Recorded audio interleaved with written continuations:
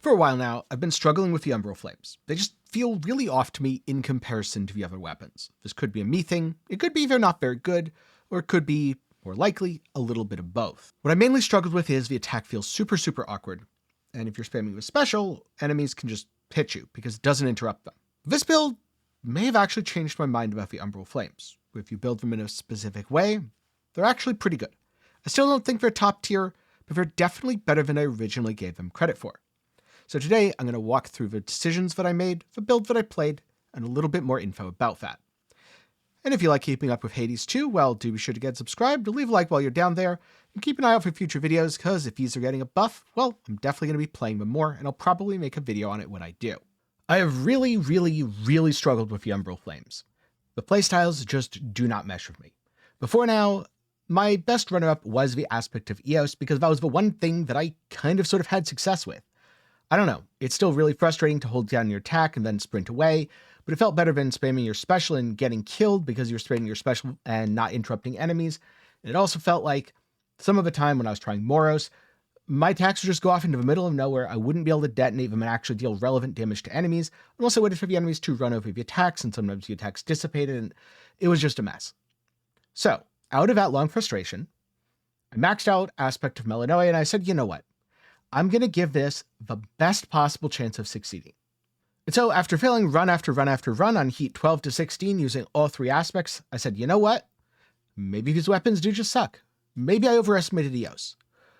Or maybe I'm approaching this the wrong way. Because I remember from my EOS run, one of the things that got me through it was I had Demeter on my attack. So enemies froze, I got to fire a chain of projectiles through them, then yoinked them back for maximum damage. So I did the same thing here. And I ended up getting a heroic ice flourish. Or more accurately, I ended up getting an epic one and then rarefied it because I had Demeter's keepsake. Yeah, those keepsakes, pretty darn sweet. And so I have a level 6 heroic ice flourish that absolutely carried me. In addition, I got Pauper's Soul from Chaos, so I had plenty of health to lose to Kronos, because I did still take quite a bit of damage on the fight. The specials burning longer helped a lot. I could put up a couple of Omega specials, then go back to spamming special, and I did end up picking up Crushing Comet. This made dealing with large groups of enemies slightly more difficult, but my Omega special kind of balanced that out, and it allowed me to have solid single target damage. So ultimately, this is the strongest run that I've had on these weapons, across all aspects. Before now, I would have said it was the EOS run, but nope. This was way smoother, this was way faster, this was way cleaner, this was way better in every way. So I'm kind of coming around to the aspect of Melinoe.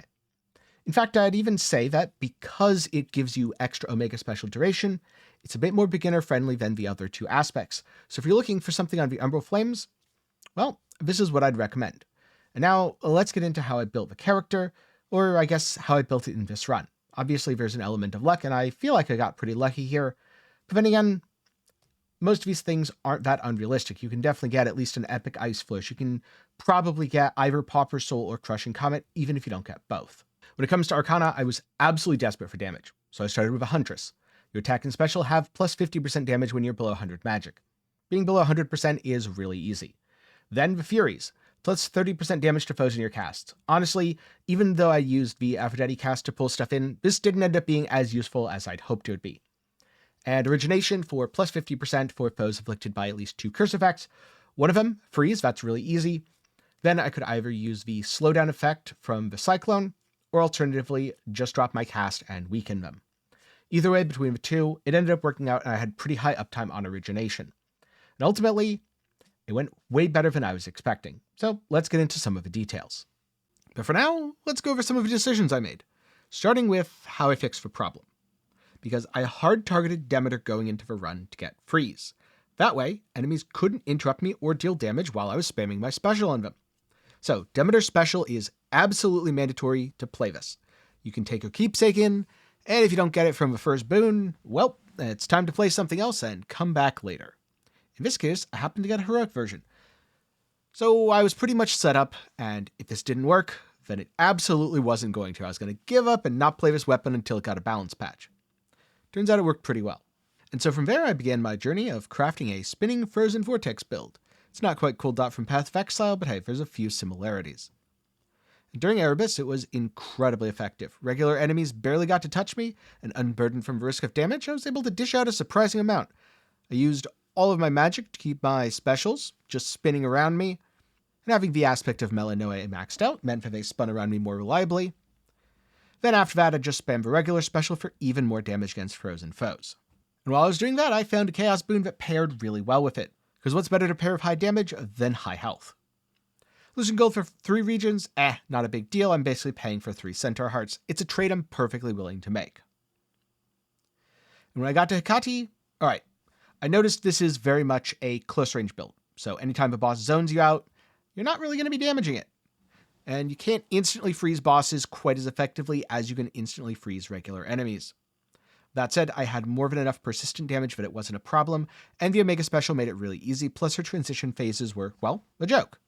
So onto Oceanus I was, where the first thing that I picked up is Sprinty Cyclone, because Sprinty Cyclone is really fun, even if it comes at the cost of taking a bit of damage here and there, because, sometimes you take a trial of the gods, and sometimes you're not that good at dodging Aphrodite stuff.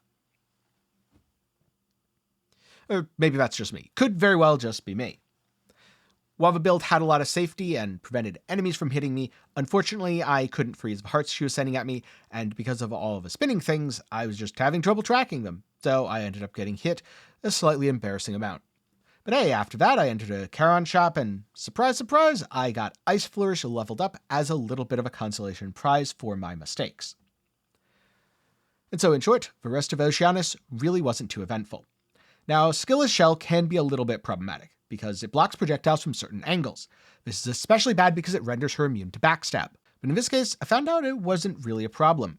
I was able to spin things through the side, where she wasn't able to block stuff at all, and it was no issue at all.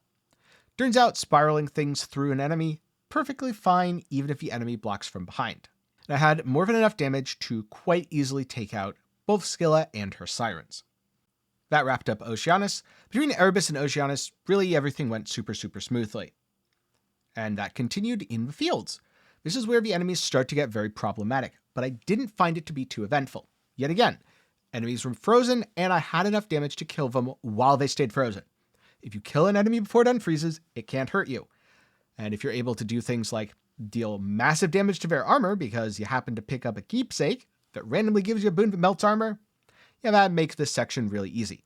Part of that is me lucking out, but also at this point my build was together enough that I didn't really worry too much. But what I did do is pick up a Daedalus upgrade and get Crushing Comet.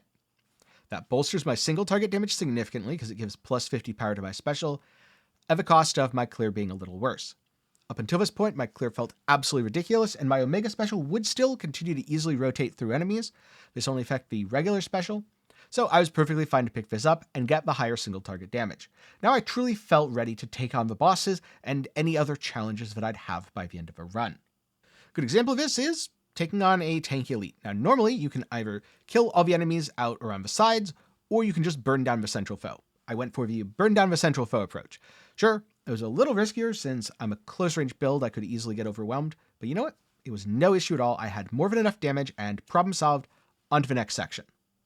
By next section, I mean onto Cerberus, which is where, again, it was a little bit problematic sometimes because I was very close range, so I had to be careful of all of his stomps and slams and all the stuff coming up from the ground.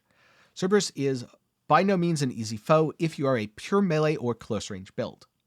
But because I had really good burst damage, not quite as high as something like Aspect of Pan or Aspect of Momus, cut. Maybe not quite as high as something like Aspect of Pan or an Omega attack build on the daggers in general, but still plenty good. When I could get into melee range of Cerberus, I was able to dish out a solid amount of damage. And sometimes all you need is to dish out a solid amount of damage and you'll be perfectly fine. And so then the rest of Tartarus was pretty uneventful, and quite soon I found myself in front of Kronos. On the one hand, I had plenty of safety between the Cyclone and the Freeze to slow him down. On the other hand, that's not going to stop me from being bad, and I'd already burned one Death Defy earlier on in the run, mostly just by being sloppy. So while I was full health, I was feeling a little bit concerned here. That said, it really was just a matter of going in when I knew he wasn't going to be doing any damage, getting that damage in on him, moving out when he was going to be doing damage, and just waiting for him to safely attack so I could move in again. Overall, he was pretty darn cooperative, actually. I've definitely had fights where he was a lot more finicky, he used his channel attack less, moved around more, all that fun stuff. But as usual, the first phase was a little bit rough, especially because I wasn't able to use my Omega Special nearly as freely, since against all the other enemies you get the little time slow from the Sorcerer's Arcana card, and here you just don't. That said, this is by far the best build that I've played on the wands. When I was fighting him before with Aspect of Eos, while it didn't actually feel super difficult due to it being a long-range build, it was still a very immobile channel-based character. So, I was very much at odds with the fact that you have to be pretty darn mobile on Chronos. The difference is that he uses a lot of attacks from a distance that you can trap him into the attack pattern, and until he decides to charge at you and smack your face, you're totally fine. But in short, wasn't too bad, and on to the second phase I was. In the second phase, I was actually surprised at how much damage I was doing. There were times where I had to move completely away from a boss, things like the insta-kill move, the only way to avoid it is to go to the safe spot, so I couldn't get damage on him during those times. But outside of those times, it was really, really easy to just sit back, relax, let him do his stuff, let him have his little tantrum. Then, after I had an opportunity, move in and deal that nice tight burst of damage. Also, the ads were far less problematic than I was expecting. So overall, this build has given me a really good impression for the Melinoe aspect on the wands. I tried it because someone in the comments on my tier list video saw that I rated it pretty low, and they said, hey, this is way better. And I thought, all right, I'll try it. I'll humor them and I'll see how it goes. I'm probably going to hate it, but you never know. I'm open to trying new stuff. Turns out they were right. It was pretty darn good. So I'd certainly rate this higher than I did before. And in fact, it actually made me a little less confident in my Eos build, because the Eos build, while it did very smoothly clear, that was without any fear.